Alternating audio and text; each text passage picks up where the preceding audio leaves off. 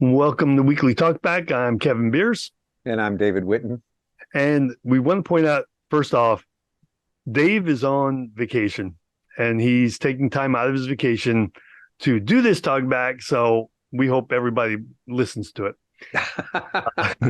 But what the talkback is, it's the show where we get to talk to Pastor Dave about his message from Sunday and kind of dig into it a little bit further, let him flesh it out to see where he was coming from, maybe more than what he could do in the 20-minute allotment for the message itself. So jumping right in, there was some question about the fact that Ecclesiastes, most people get this impression that it's very pessimistic. And actually, you mentioned that in your message, that a lot of scholars question how it even got into the canon by the fact that it is so pessimistic. And I guess we want to have this more upbeat idea of God. My first thought was it actually makes the Bible more real to me, because it really shows the other side of life where, pessimism occurs. Yeah. So why avoid it? Is that kind of where you're at? Yeah. Yeah, I think for to have it in there, it brings a reality that, things sometimes, our perception of things sometimes isn't clear, and we do become a bit pessimistic. We do despair. We're disappointed in life. Sometimes life does seem utterly meaningless, the way the author describes it. And so, yeah, I mean, it brings an element into, there's not a book in the Bible that's quite like Ecclesiastes. And I love it. I mean, I love it for its realism. Just like the one famous passage in Ecclesiastes that probably everyone is familiar with is the time to be born and the time to die. The whole to everything there is a season under the sun, which was it the Yardbirds that made famous years ago? Right, back in the 60s. I mean, everyone knows that part, and that's a wonderful piece of passage, but it continues throughout the whole book. This kind of, like, wow, I mean, what is life all about? These questions that just linger in everybody's mind. So yes, I think that's why they put it in as part of the canon. Well, I want to jump to the point where you talked about the fact that Solomon had essentially everything. He had the wealth, he had the power, he had the women, he had everything that anybody could ever want. Mm-hmm. Plus 100% more. Exactly. And he ends up looking at it all and says, it's all meaningless. Mm-hmm. It's just completely meaningless. But then the question, the way you put it is, the question to life Solomon sought to answer is answered here. And this is Ecclesiastes 12:13. Everything you were taught can be put into a few words. Respect and obey God. This is what life is all about. Mm-hmm. I did not attend the service, which was one of the reasons why we couldn't live stream it. Right. The message is available online now, and we'll put it down in the comment or in the description. But what I wanted to focus on here was, I've noticed that a lot of people in general are very pessimistic about life in general. Mm-hmm. And I've also noticed that the majority of those people do not have a faith in God at the same time. Is that your own observation? Yes, or that is my own observation. Statistically proven thing? Well, it's not a statistic thing. This is just my observation. Okay. Watching a lot of podcasts, so there's a lot of online content. And of course, the algorithms are going to point me to things I've already watched, mm-hmm. like that. I get that. But just in life in general, with people I meet, there seems to be this real pessimism toward life. Mm. But those are the same people who don't have the faith in God. Now, would you explain that as that like having faith in God can make you less pessimistic? I mean, would that again, anecdotal. Mhm. Yeah, I mean, I think that was the whole point of the sermon was that as I began the sermon yesterday and was adding all this hopeless, despairing kind of phrases and stuff from Ecclesiastes and from other people, like the one that said life is a nightmare between two nothings. Vanessa, who happened to be on the other side of the sanctuary, she said, "Pastor, give us some hope. Pastor, give us some hope." And so consequently, I moved to the idea that without God, it can be hopeless and pointless. But with God, it brings in just a dimension of meaning and purpose in life that it just can't help but bring hope. Yeah, and that's what I saw in your message was Solomon, who has everything, says, you know what, none of this stuff means anything. But then he does come back and say, just obey God. Mm-hmm. Life is good. Mm-hmm. I mean, that's essentially what it came down to. Mm-hmm. It was so simple. And yes, we live in a capitalistic society and people are trying for money, people are trying for power, people are trying for all these different things. And what we see is that they are never satisfied with it. And now, one of the things I did not mention was actually the name of your message, which was Contentment is Our Lot. Mm-hmm. That when you become content, you basically have everything you need. Right. That was the whole point of your message from what I gathered. That's right. That's right. Yeah. Now how do you, well, I guess maybe we already answered it, but if you want to rephrase it, like, how do you find contentment? Find Jesus, find contentment. If we want to keep it simple.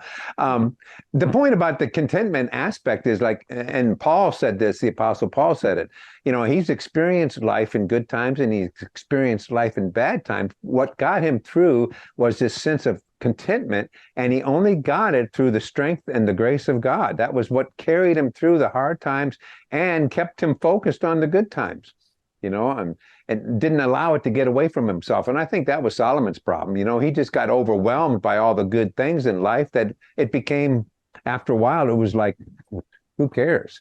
This doesn't mean anything anymore to me. Once you satisfy all those worldly, fleshly desires, it's like, what's the point? Yeah. Okay. Yeah. Because I've experienced that in my own life. When things are going really good, I sit back like, what's the point of all this? Yeah. Like you start questioning, what's the point of achieving what I just achieved? Was there a point to it? Because like then the question becomes, what's next? I have to bump it up to the next level. But you start to realize that it becomes a cycle of just always bumping up to the next level, and it's never satisfying. Then when you back off and just like in bad times, I find people who are really having a hard time, but have a faith in God, have all this joy at the same time.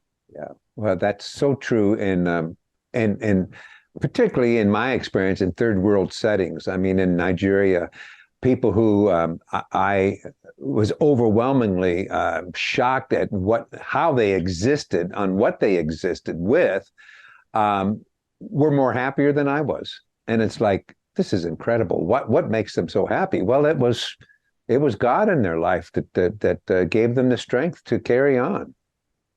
Contentment. I mean, they were content with whatever lot they found themselves in. And I think that was what I got from that particular passage that we read from this morning or yesterday morning. Yeah. It actually, what you were just describing remind me of stories I've heard about times when slavery existed in this country.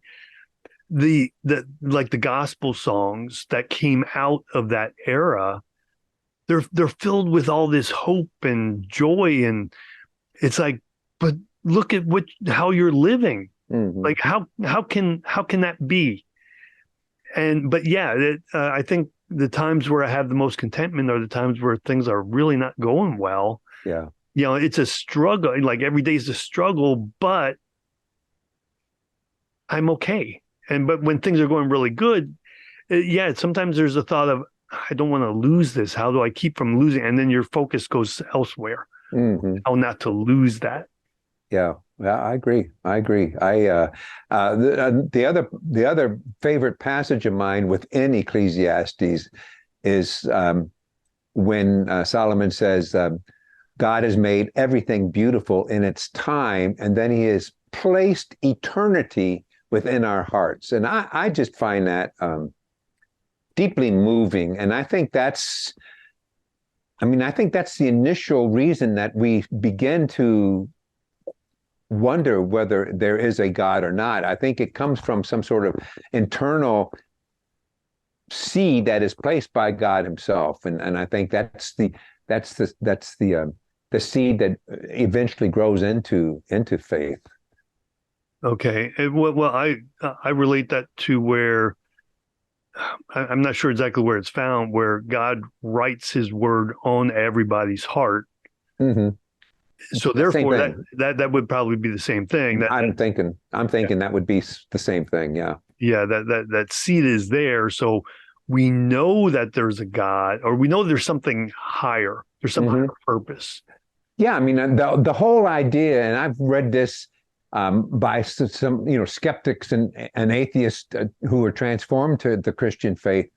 The whole idea that belief in God originates out of something within us, that there's got to be something more, and that is that particular seed that I think Solomon was talking about when he says God has placed eternity in each of our hearts. Mm-hmm. Okay. Well, I guess we determined that Ecclesiastes is a good book. It's actually, for me, it's a favorite of mine. I would encourage everyone to read. It's only 12 chapters. I find it very fascinating reading.